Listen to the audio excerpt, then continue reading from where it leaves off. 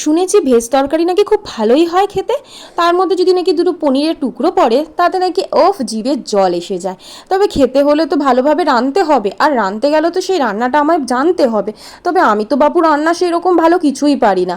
ঘরে যেইটুকু আনাজ ছিল দেখলাম বেছে বেছে বার করে ওই নিজের মতন করে যেইটুকু পারলাম আর কি সেইটুকুই করার চেষ্টা করলাম। জানি না কর্তামশাই কী বলবে, যদি খারাপ হয়েছে তরকারি তাহলে তো সে বকাবকি চালু করে দেবে, কারণ আমি তাকে দৌড়েতে গিয়ে খাটাখাটনি করে পনির আনিয়েছি, সেই যদি তরকারি ভালো না করতে পারি সে তো বেজায় ভার করে রাখবে। তবে হ্যাঁ, সেসব পরোয়া না করে নিজে যেরকম একটু পারলো সেইটুকুই করার চেষ্টা করলাম। চলো তো দেখি কীরকম করা যায়। নিজের মতন করে একটু ভাবনা চিন্তা করে কোনো রকম করে ভেজ তরকারি করেই ফেললাম। দেখো, তোমাদের সাথে গল্প করতে করতে এটাই বলা হলো না যে বলো তো পনিরের তরকারি দিয়ে যদি আমি করেই ফেলেছি, তবে পনিরের তরকারিটা দিয়ে আমি কী খাই? ভাত খেলে ভালো লাগবে না রুটি খেলে ভালো লাগবে? অনেকে আবার রুটি ভালো খায়, আর আমার বড় না খুব ভালো খায় গো রুটি।